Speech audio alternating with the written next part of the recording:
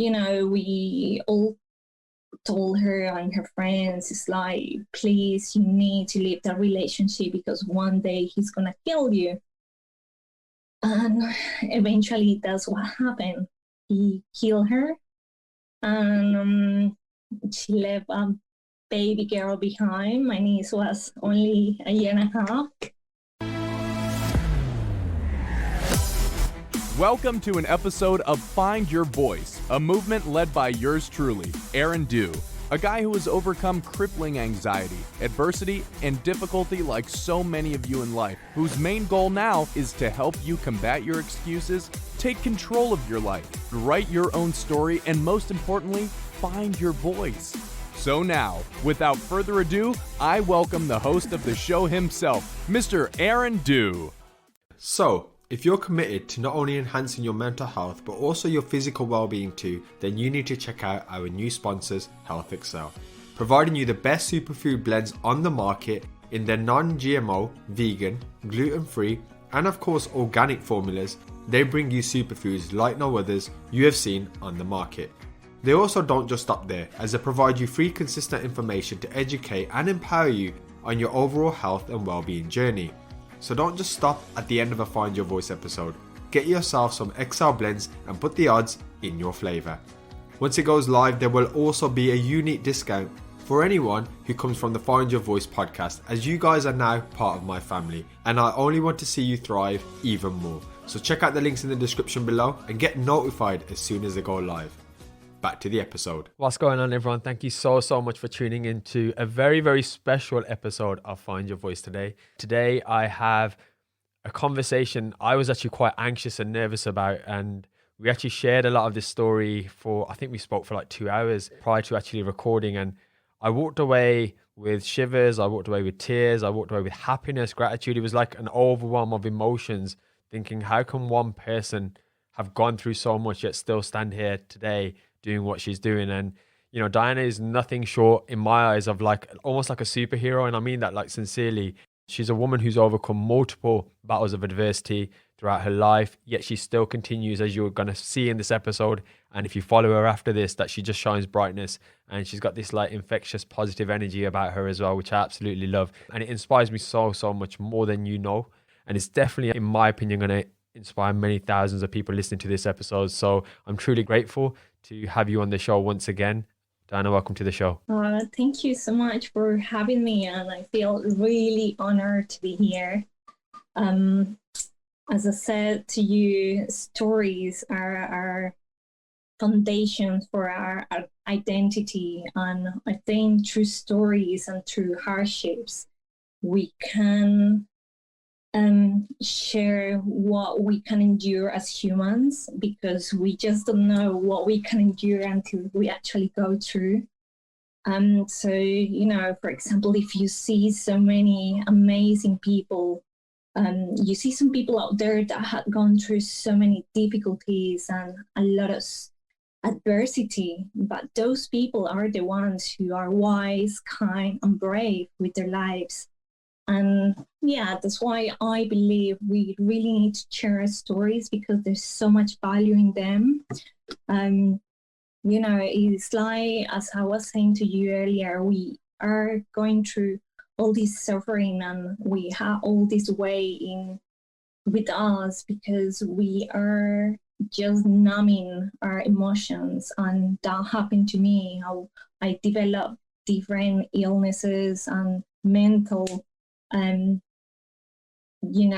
like lots of mental blockages and anxiety and PTSD, because I was afraid to face my emotions. And our emotions are actually, it's like the feedback or the end product of our past experiences. And when we don't deal with them in a way through therapy or, doing some sort of healing, they turn into trauma that can last, for the rest of your life. So, yeah, that's why I have decided to go into this healing journey, because, even though I've been through so many difficulties, I I was aware that I deserve to live a happy life and a fulfilled life. So yeah. Yeah, absolutely. Absolutely. You 100%. And as everyone does, deserves to live a happy and fulfilled life. And you mentioned something Yes. right at the beginning of that in terms of we realize, especially through adversity, how much a human being can endure. And I believe, obviously, through only my experiences and the life that I've lived, that I've had to go through a lot of adversity. But what I find remarkable is when I hear people like yourself and other guests that we've had on the show, I scratch my head and think, how do you cope?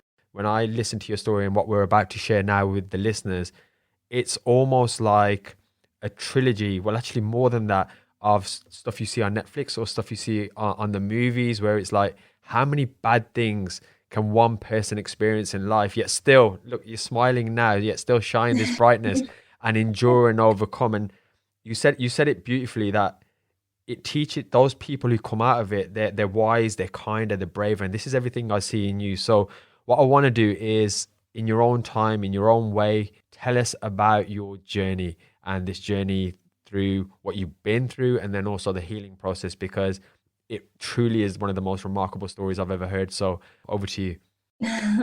Thank you. So I'm originally from Colombia, Medellin.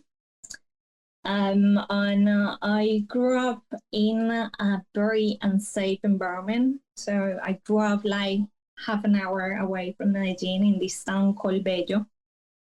And this place is very well known for the sicarios. It's still quite unsafe. But on top of that, I grew up in a very dysfunctional family, even though I grew up with my dad and my mom. I grew up very exposed to drug abuse, to alcohol, to domestic violence.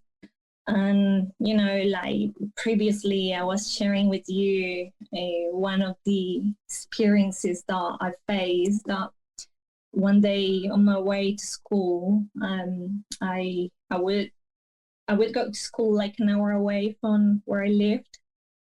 And on my way to school, I went to pick up my friend, and I witnessed at the time that was like, we're talking about 90s, where that's when Pablo Escobar decided to 80s and 90s, where he would do lots of terrorist attacks. And so where I lived, there was a lot of guns. So that morning, I remember walking to my friend's house, and I saw this terrorist attack where this guy blew himself up, and you would see like pieces of dead body. So that was a very unsafe environment that lately in life, I still had to tell myself that unsafe, because you don't really know how things or how you grow up until you compare it to something else. How bad is how you grow up until you compare it to something else. So, yes, it was really unsafe. I got to see quite a lot of dead bodies, like, because there was a lot of guns. And even though the neighborhood where I live wasn't too bad, for some reason, because it was the main road, the police will chase. So between guns, they will chase each other, and they will kill them in front of my house. So yeah, it's not something that you learn to know that is safe and good to grow up with. So yeah, from an early age, I was exposed to a lot of things.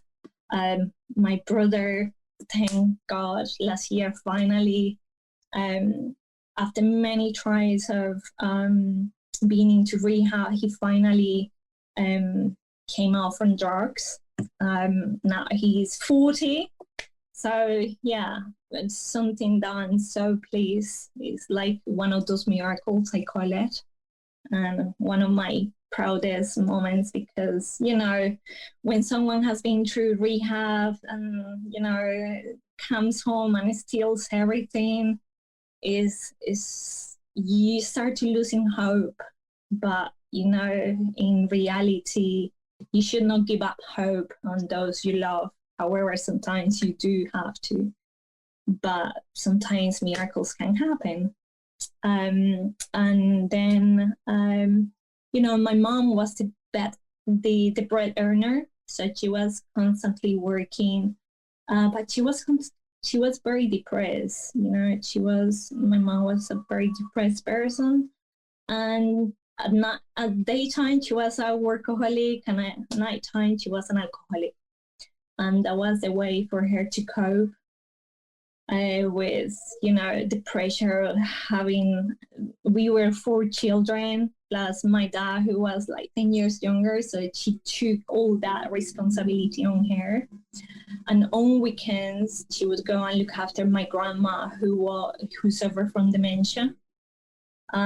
So we grew up with no boundaries, with no limits, with like my brother and sister will fight really heavily, like not a good way to see your brothers, like quite strong. So, because I grew up in a very alcoholic environment, I ended up twice in hospital for being overdosed. I was 2 years old, I didn't know what I was doing, and there was like a bottle of alcohol just around, and I drank it, and ended up in hospital. And then the other time was when I was 11, and my family went away and they left me behind. And I was, because I would see my parents drinking constantly, I just said, well, I'm bored and upset, I'm just gonna drink. And I ended up in hospital again. I think that was a lesson. Now I'm not a very heavy drinker. Well, I rarely drink, so that was a good lesson for me. When I was like 2 months away from turning 15, at 17 my sister gets pregnant, so she becomes a single mother. And this is a massive issue in Colombia. 80% of mothers in Colombia are single mothers, which is extremely high. And I've been doing like some thinking why this happens. And it's because we don't have strong family foundations. And like, for example, my 2 brothers had 2 kids, and I had more to do with their kids than themselves. So it's really upsetting that children are growing up without their parents, because I think that, like, for me, my dad is, even though I don't agree with many things that he does, he is a very strong role model for me, and we had a really strong connection. So it's really upset that men don't really understand the struggles and the psychological effect it has on a child. After that, when my sister was 19, she got into a really toxic relationship.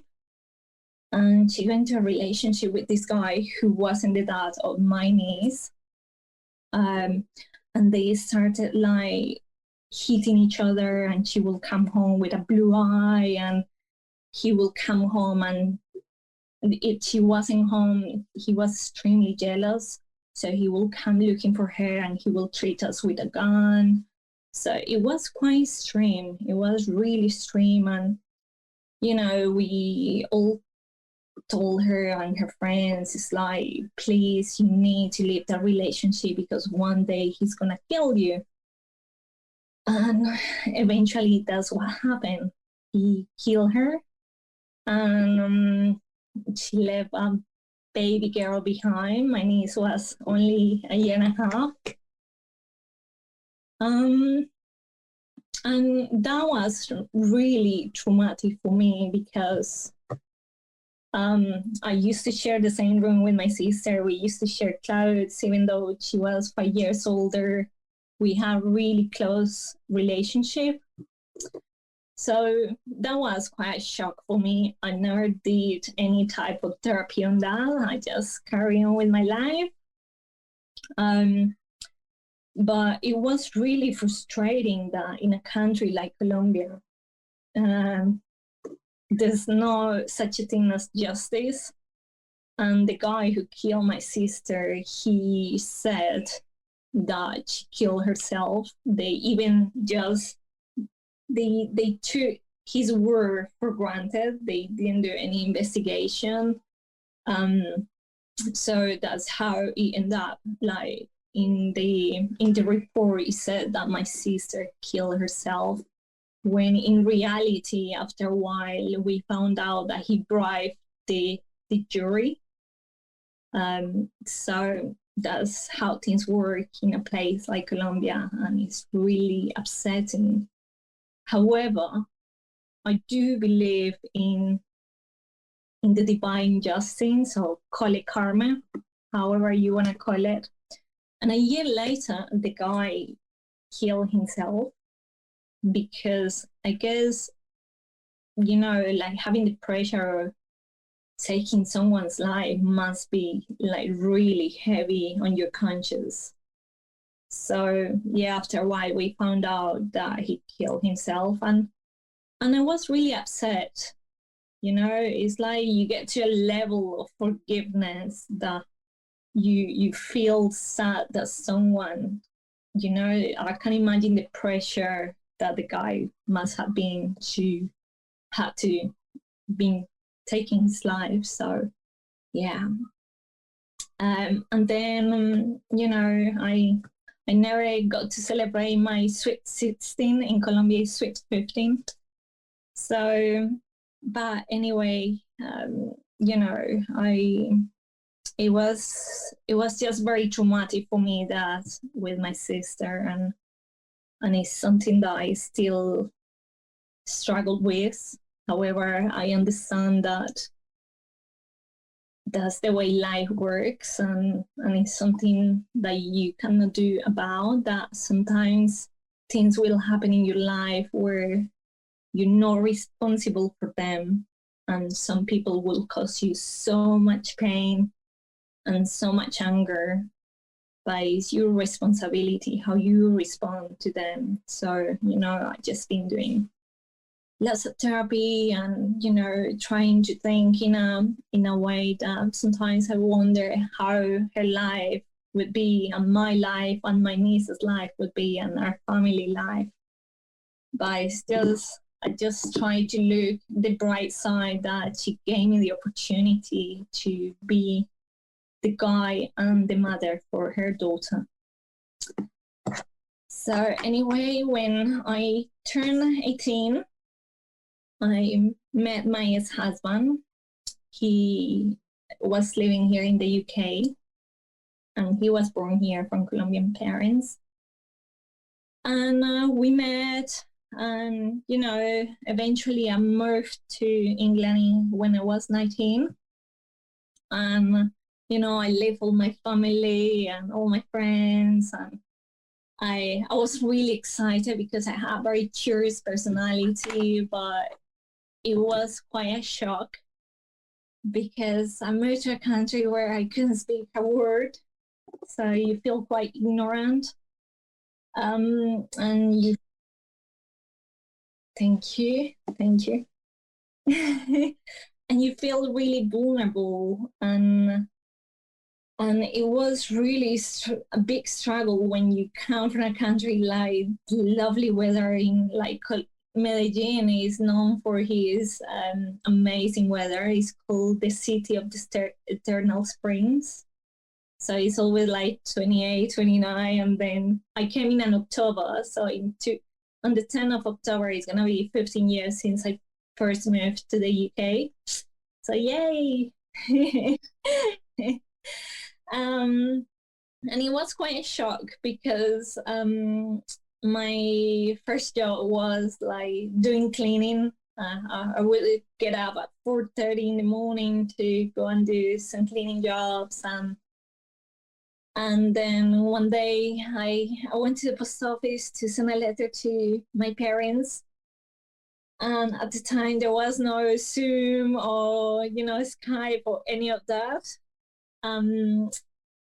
So I would send a letter to my parents, and I went to the post office and I went to the counter, and I was in my extremely non-existent English and broken. I was trying to explain to the guy that I wanted to send this to Colombia, blah, blah, blah. And he treated me in a way that I felt really, really upset, and I felt very ignorant, and I felt like, it's like I can't do this. So that really gave me the determination to learn English. So after my cleaning job, I would go and study English. So yeah, that is, and I stayed there in that job for like 7 years because I was really afraid to challenge myself to do something else. I couldn't have the confidence. I lacked a lot of confidence at that time. So yeah, I stayed there for 7 years, really, really unhappy with it. But, it was just an opportunity for me to be able to bring my niece over. So when I went to Colombia, I went to visit my mom, and she was quite sick. And I saw the environment that my niece was growing up, which she was like surrounded by my brothers. They would confront each other, really violent, and with drug abuse. And I said, well, this is not a place for a child, because again, my mom didn't have that set of boundaries that you need when you raise a child. So I brought her with me with the help of my ex-husband. So we adopted her, and she was 9. She already had mine of her own. It was quite challenging. I was, I think, like 22 at the time, so I was still quite young. But anyway, I said I really need to do something for this child. Yeah, well, she's been with me, and then in 2011, my mom came to visit me here in London, and with my hard-earned money, I saved some money, and I took her to Italy, and we had an amazing time together. It was a really good time to bond. Like, we had really good bonding time, because before, she was always busy. She would always had someone looking after us. So I can't recall a day where we sat all together as a family, or we went on a trip together. I can't. There was always, she was working, or she was drunk, or, so there was never affection. And the way she showed affection was by providing.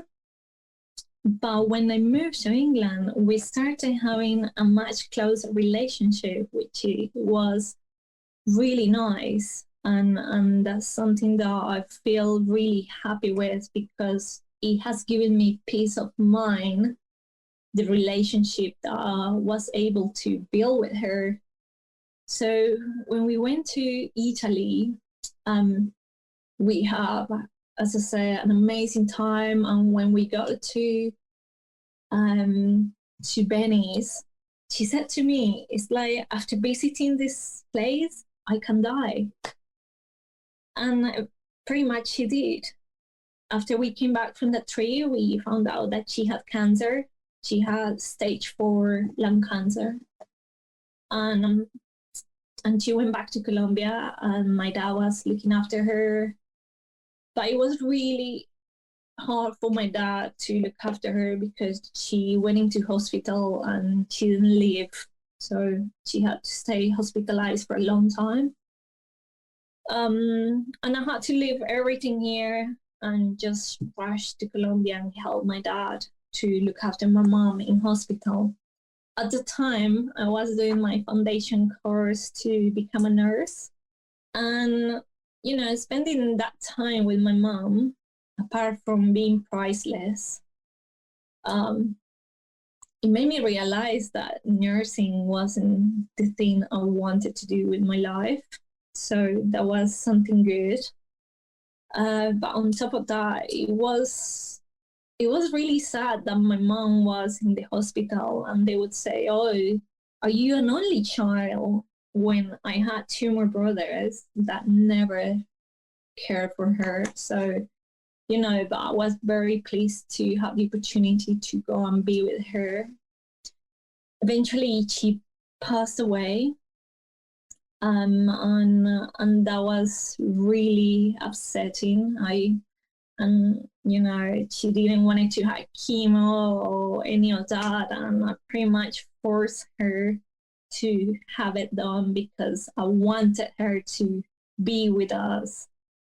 And I mean, if I had known what I know now, I would have never forced her to that. But I don't feel guilty or any of that because, of course, I was talking from a place of love and desperation to keep the person that you love the most alive, even though you see this transition of,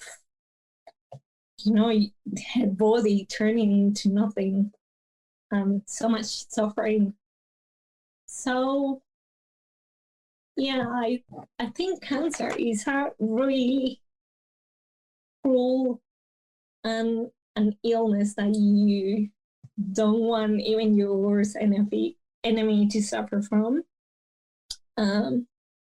But finally, after a year of, going through so much, she died.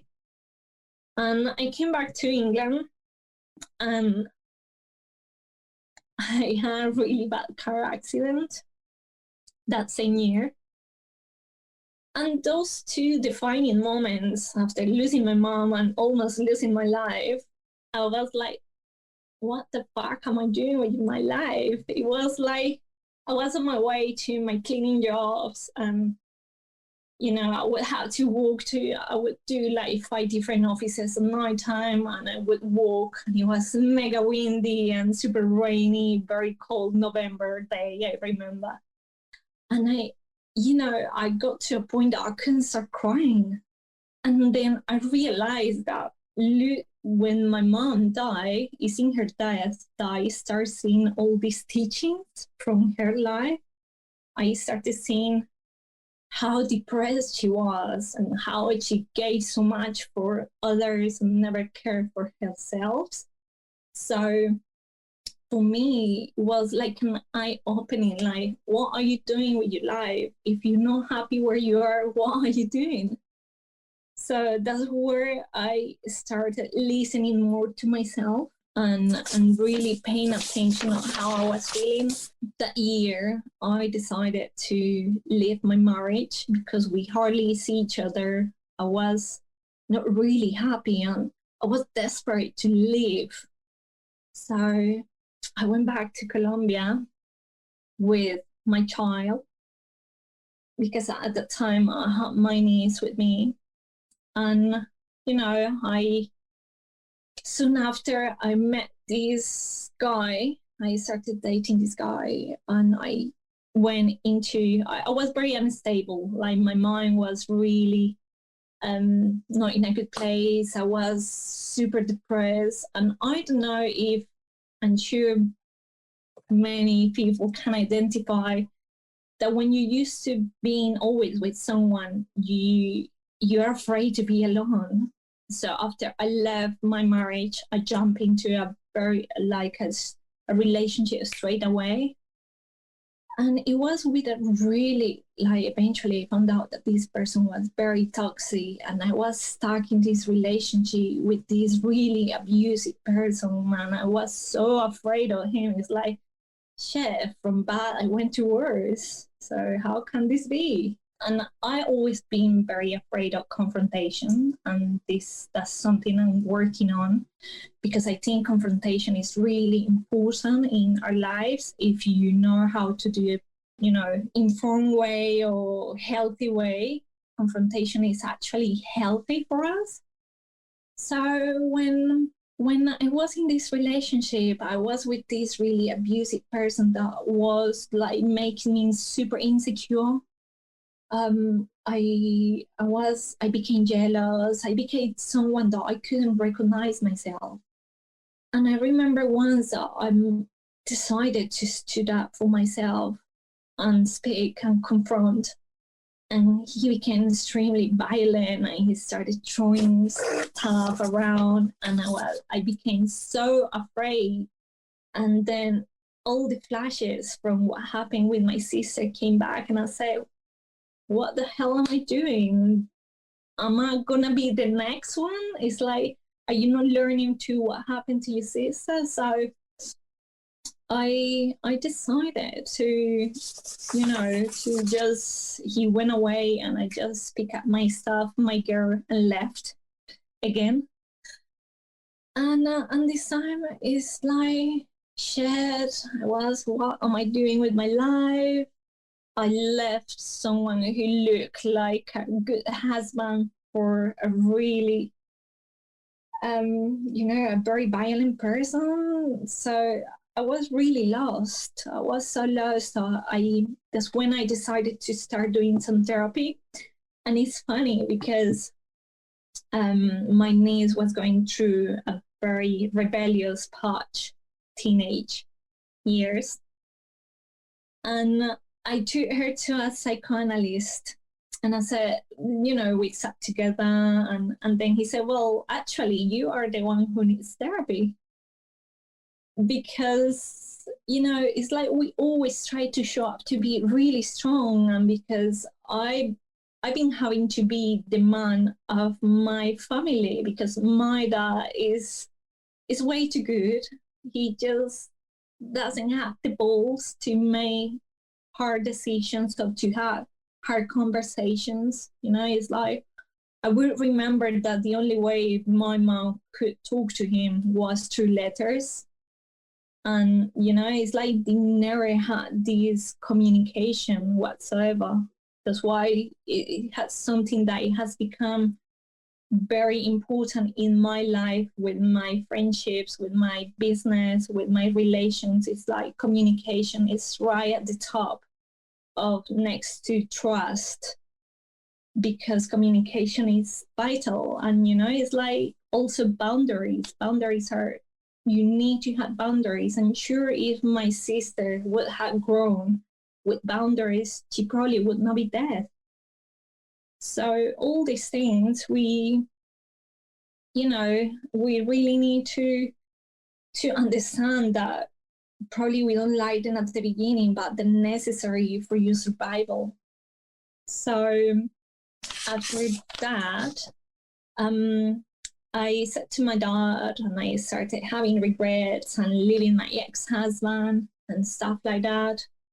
And I said to my dad, I want to go back to England, because in Colombia, if you don't have good studies, or if you don't know the right people, there's no opportunities to grow and to have a good job. So I said, well, I started working as a student consultant to send students to study abroad. And I realized that actually my English was quite good. I realized that I really like engaging with people in a very real and authentic way. And that gave me confidence. So I said, well, I'm going to spend all my savings, and I'm going to go and study. And if I need to make a loan to pay for the rest, anyway, I decided to do that. But I said to my dad, I'm going to take Valentina with me. Valentina is my niece.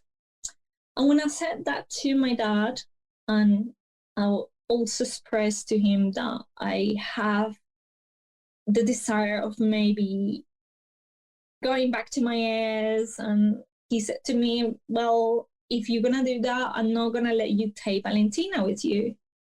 And I said, why? And then he told me, because he abused Valentina. sexually abused. And I was like, what? It's like,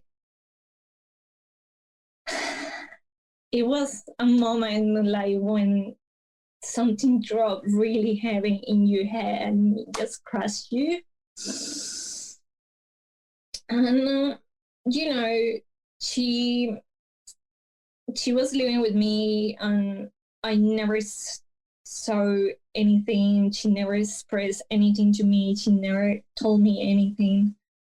And I started to, like, after a little while, because I still struggle with confrontation, I was so afraid to ask her, because the person I lived for 7 years, I would realize that he was like a child abuser, and I couldn't deal with that.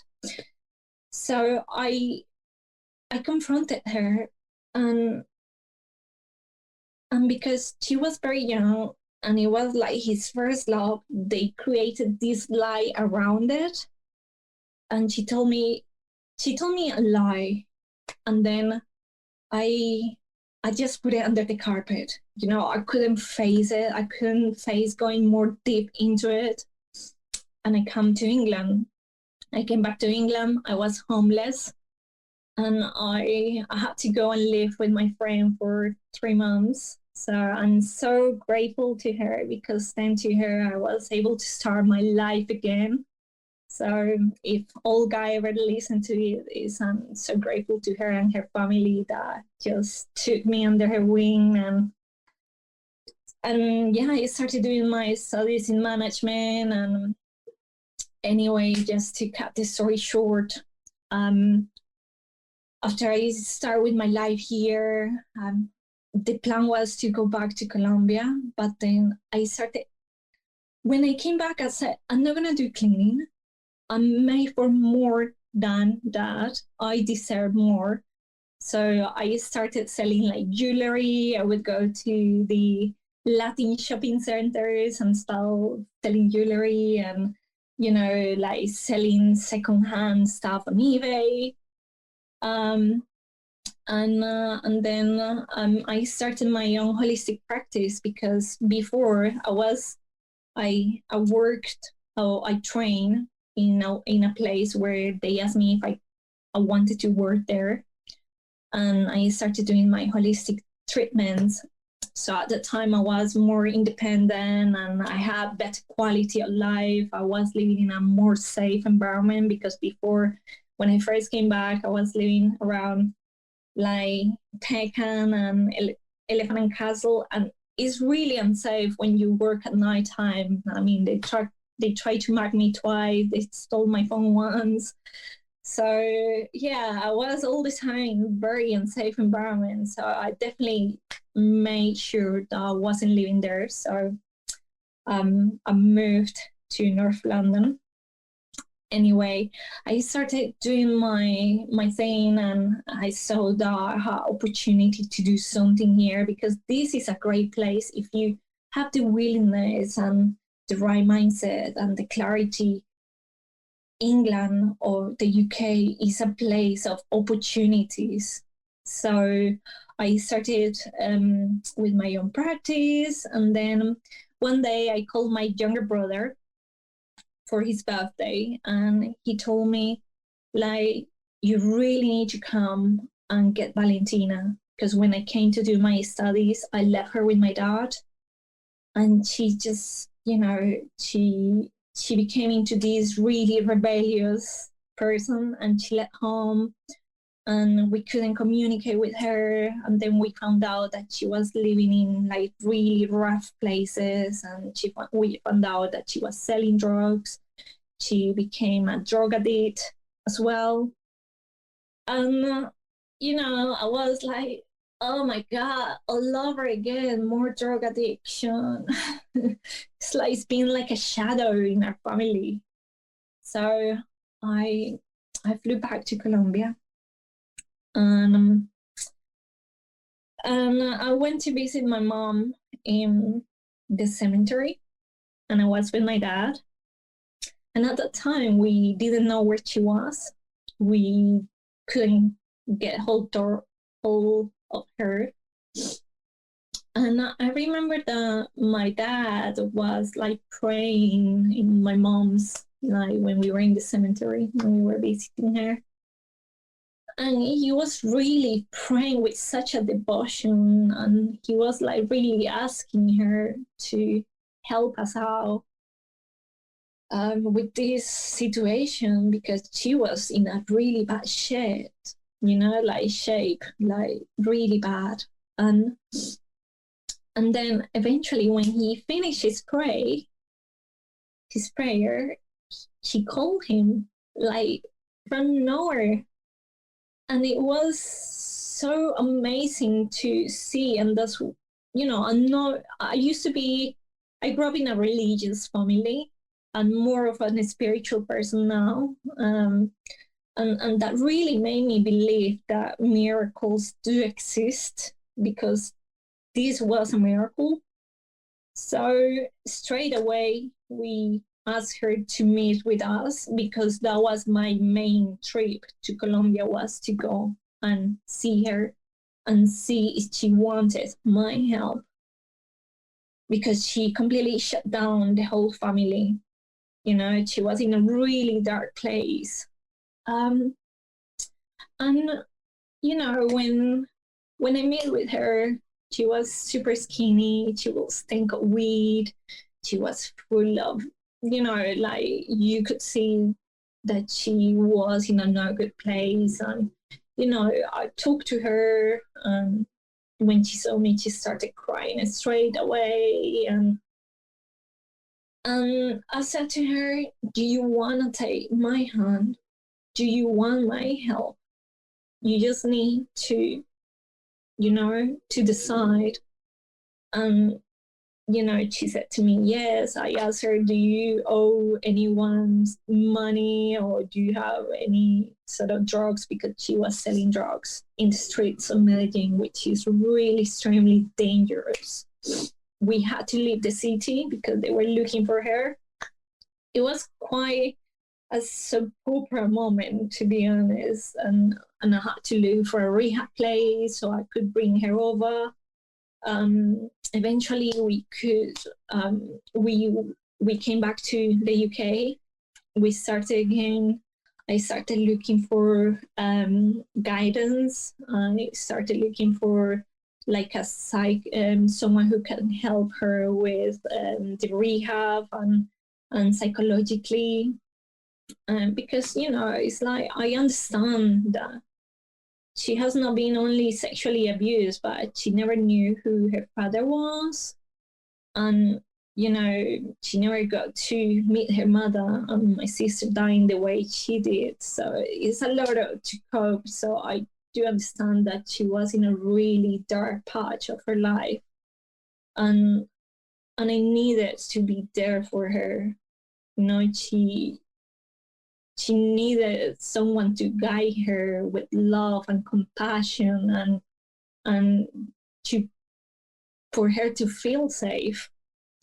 So I did a course for parenting, because like, if she was rebellious before, now, oh my God, and I was living in this studio flat, and the two of us, and I would work from home. So it was quite challenging how to manage the whole situation, and the drug addiction, the anxiety, the depression she was going through. So it was quite a lot for me to take as a single mother, because then I became a single mother as well. After that, she went, and I'm really grateful. I'm so grateful to this country, because it has been such a support. And at the time, I was living in South Kensington. So we had the support of the Kensington and Chelsea borough.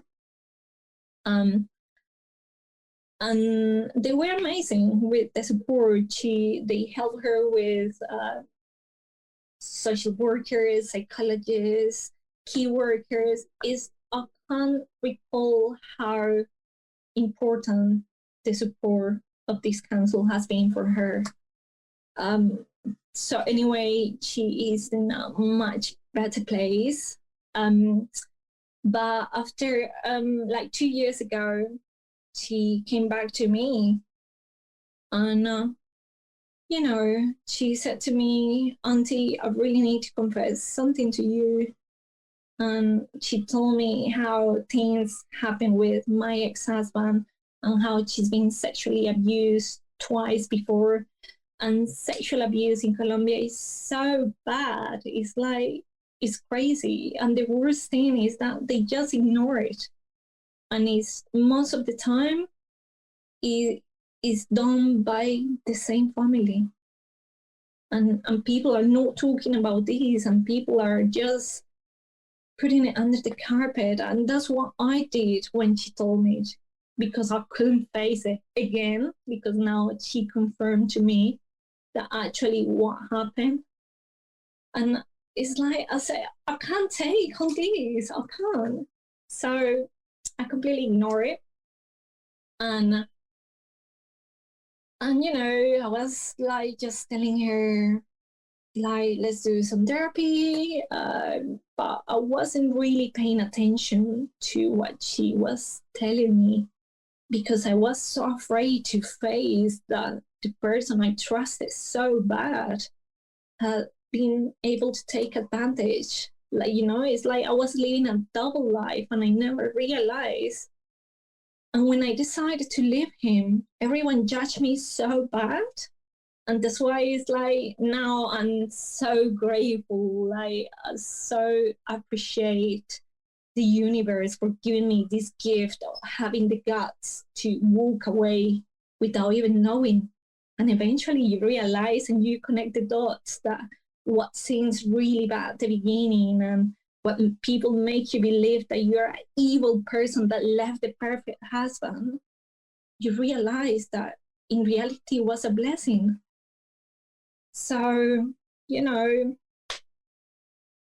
lockdown, it has been like the Pandora box has been open.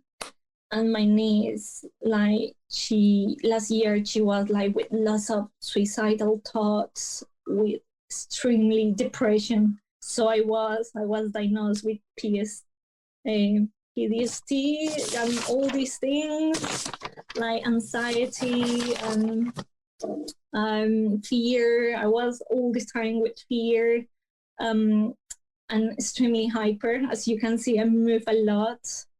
And it's like I was constantly having these PTSD thoughts, like, of all these things that happened to me and what happened to her. So it kind of triggered all of this.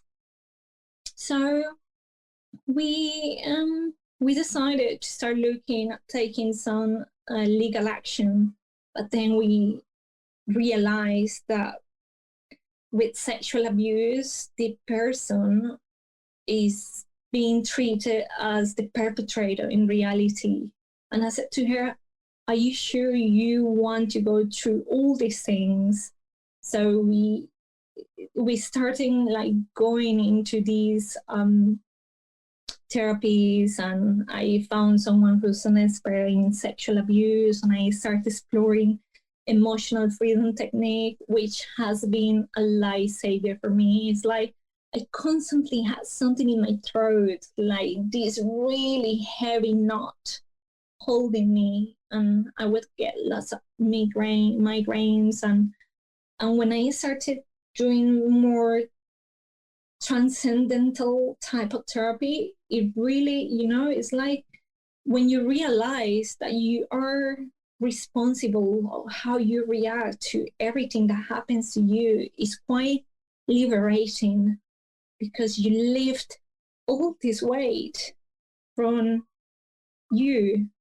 And it has taken time for her to realize also this.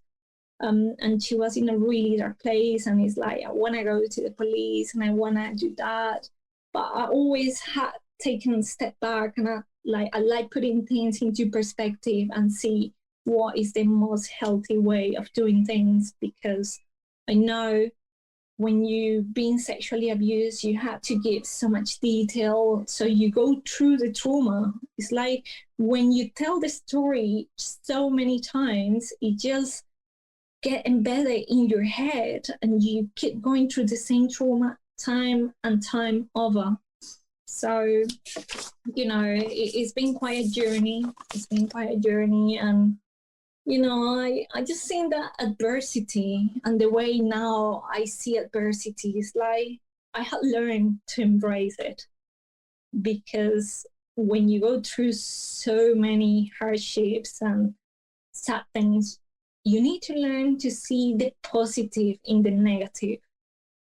And, it's like adversity can bring the worst in you, or it can be the foundation to your success and to your self-development. And that's what I decided to do with all these difficulties in my life.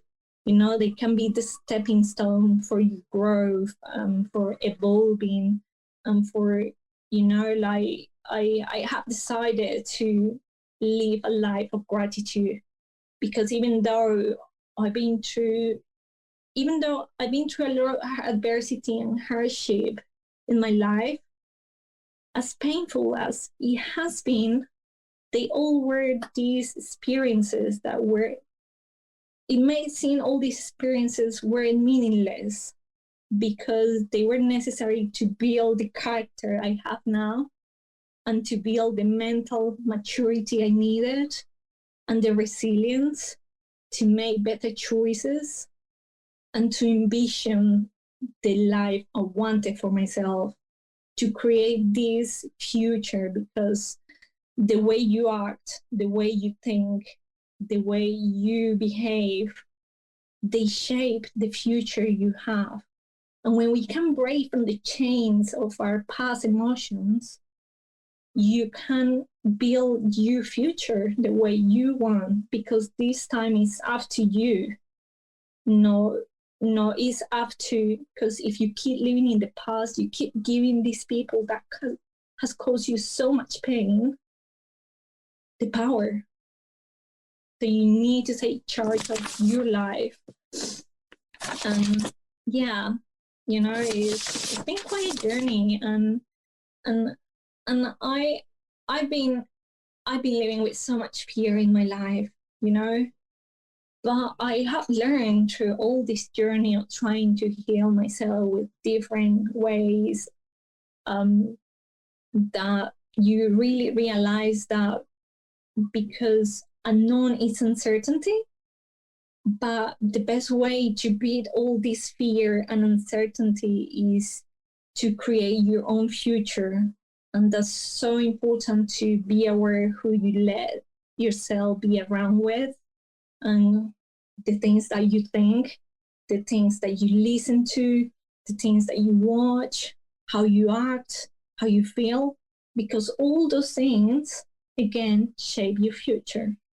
So, I'm just constantly looking how I can rewire my brain to let all these things in the past.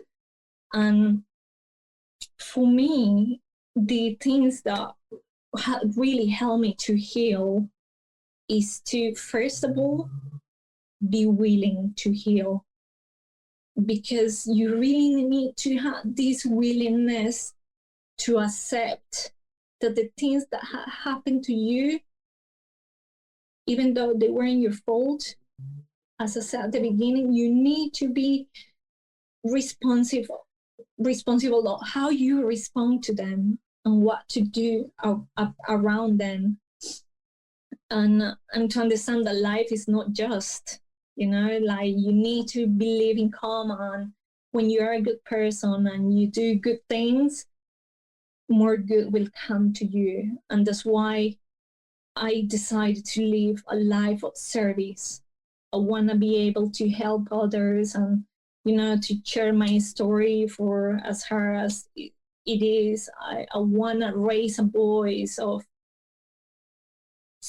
to say that sexual abuse is not okay, to anxiety and trauma is part of life, and you need to learn to deal with them and to cope with them.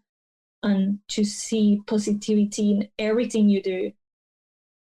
It's like when I knock something down, before I would just swear, and now, okay, I'm working on my patience. So, it's just a learning process where you need to learn to forgive. I had to learn to forgive the guy who killed my sister. I have to learn to forgive the guy who betrayed me in such a disgusting way. And you have to constantly, forgive those people that hurt you so much, because when you live in a resentful way, and when you have all this negative, I can see it in my niece, because she was completely like, I want revenge. He's so happy and so unhappy. And, when we tend to blame everyone for all our misfortunes, and the only person that you're hurting is yourself, because you're poisoning yourself with all this hatred and all this negativity that, is not sustainable and is not healthy.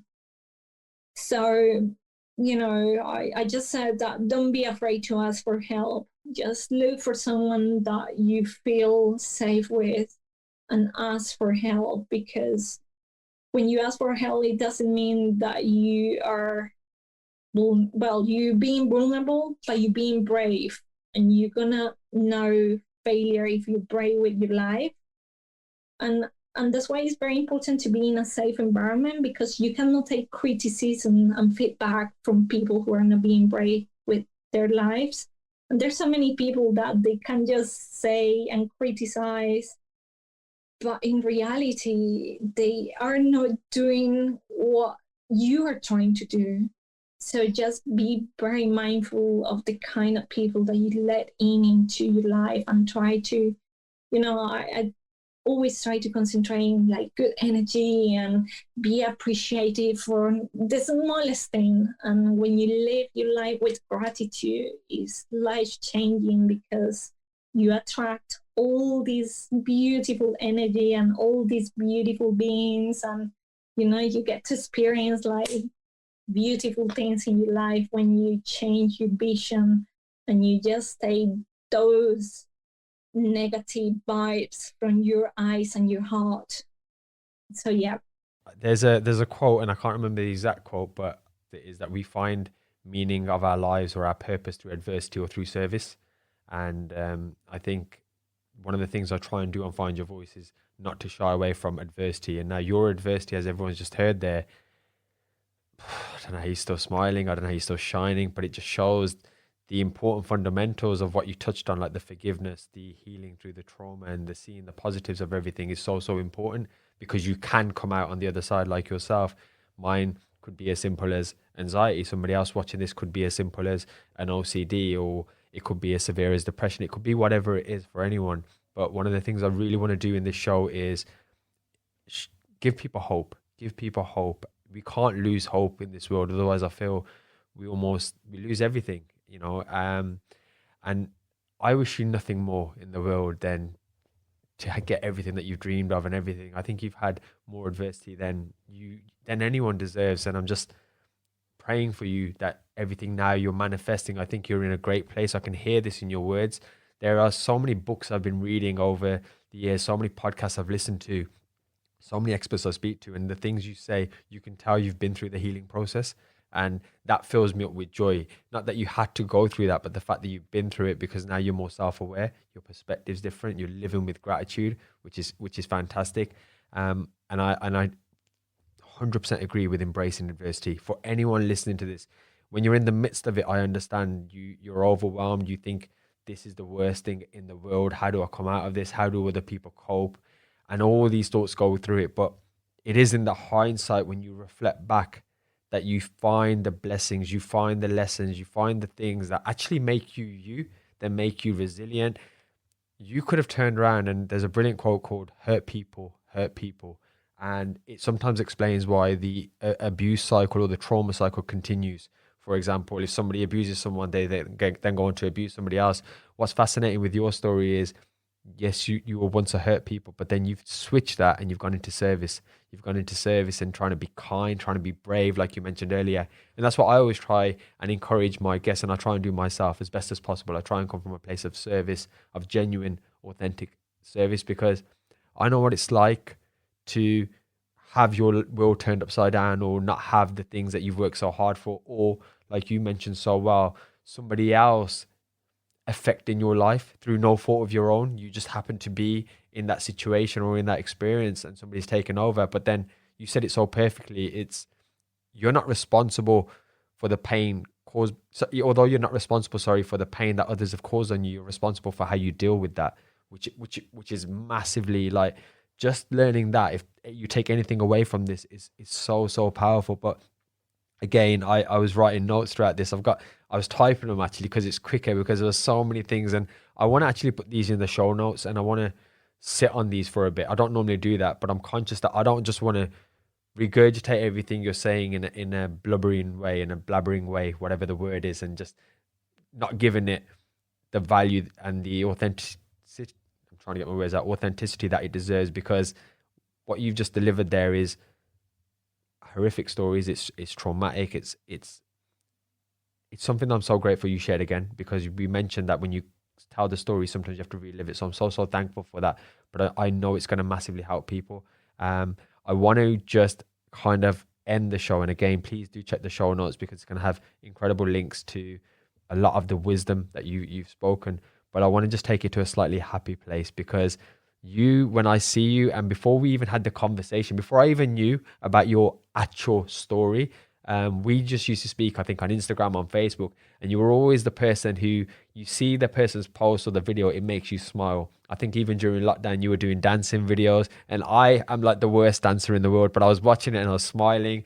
I seen you on Instagram when you had your entrepreneurial business, and I find it even more inspiring now how that entrepreneurial journey started for you as well, through all the trials and tribulations that you had to go through in selling your jewelry. I can't remember the exact name. I think it's like NUQI or something. Was it jewelry? It's called Nuki Jewelry, and it's handmade jewelry made from this. So it's like a community of single mothers. So, I try to support single mothers, and with my family and friends, we gather together and we do sort of micro charities to support and help single mothers that are in challenging situations. It's like I had to support my two nephews because, of course, it's like they are single mothers. So, is connecting with these causes gives the meaning to my life. And that is a really strong purpose. You need to have a purpose. You need to have passion for something. And for me, it has become, well, and I'm very passionate as a good Latina. Absolutely. And I had a lot of passion for self-improvement and self-development and knowledge, because in that way I can heal myself, through knowledge. When I have the space, when I got rid of all these emotions that weren't serving me anymore, I gave space to do more things that I can put in use to help others. So, yeah, that is, educating yourself and being passionate about things. It can be very life-changing. Absolutely. And it's definitely worth seeing. So I'm going to put all that stuff in the show notes as well. But tell us about a day in the life of your life today, because I know you do stuff that's so uplifting. It's not the stuff we've obviously spoken about on this particular episode, but I think it's important for people to understand that even if you go through a tenth of what Diana's gone through, that you can still come out the other side. You can still find passion for something. You can still find something that gets you out of bed. I think every single one of us, regardless of our adversity, can be grateful for something right now, or regardless of whatever cards we've just been dealt. And it's a tough time for everyone in the world now. I think every single person is finally having that feeling of, even the people who were probably more fortunate and never faced adversity, thinking, wow, this is tough. This is a very tough environment. So we need people like the Dianas of the world. We need these people to give us hope. You give me hope. I can't explain how much hope you give me, that I've been through a lot. I always feel stronger in hindsight, having come out the other side. I always have a perspective shift. I always learn more. But I also am so fearful of things happening to my siblings, to my parents. I'm very fortunate they're both around, to my wife, to my best friends, to friends like yourself, to anyone in the like Find Your Voice family. It gives me like a horrible fear, like a sinking feeling. And you mentioned the throat thing. When I think about it, I don't like it. But I know that, God forbid that ever happens, I will find the strength, I will find the resilience, and it's through connection with people like yourselves and listening to your lessons that I can come out that. So anyway, that's enough from me. We want to hear from you. Just give us a day in the life of Diana, and then also tell us the best place that we can follow you and maybe connect with you. I would love the audience to connect with you. Well, I just want to say one last thing.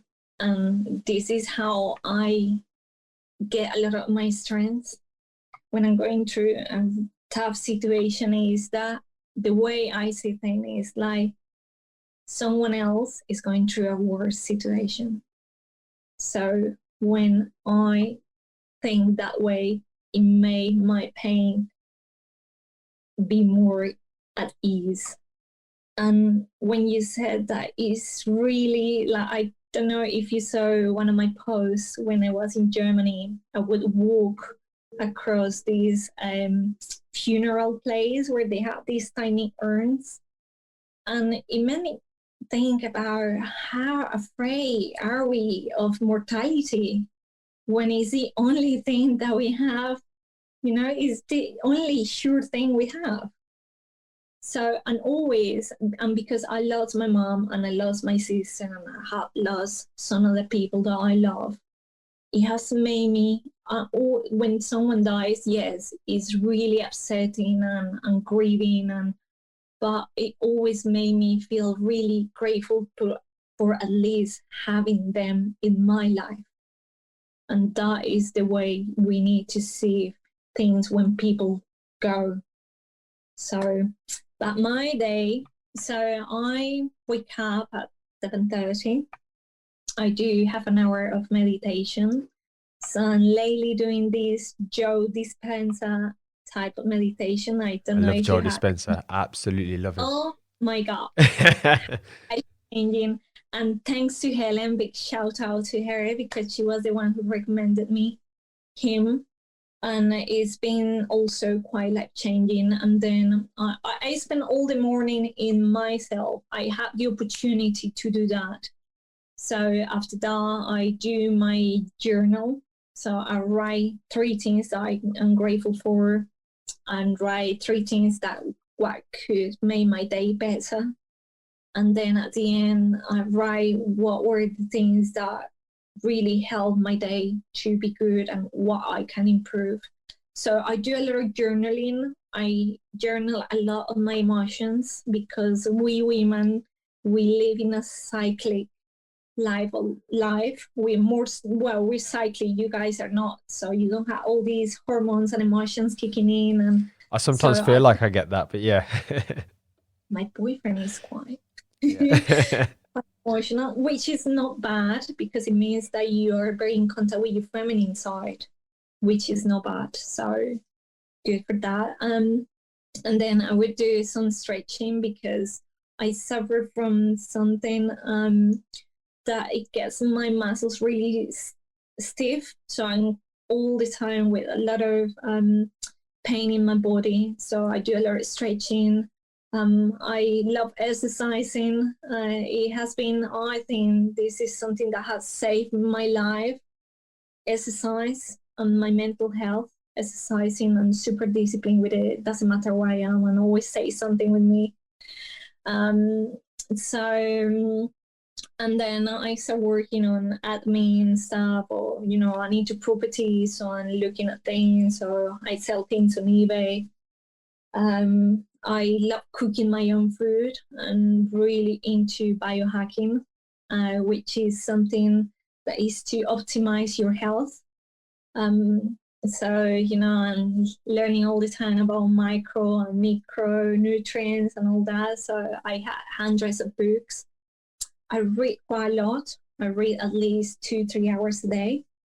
Um, so yeah, I practice something called the circadian rhythm, where I track my sleep. So I get up at 7:30 and I try to go to bed at least at 10 p.m. So at night time, I then again do some more meditation. I will do some work in between, but right now I'm in a really blessed place, which is thanks to my partner, I'm allowed to do more of what I'm passionate about. Because last year I had to stop doing the therapies because I developed arthritis, and it's like when you don't express your emotions, I'm telling you, it shows on your body. And when you abuse your body, because I was overworking my body because I wanted to ignore all these emotions. But yeah, it's very liberating when you can come into terms with all those, because you leave more space for new things. So yeah, that's pretty much me.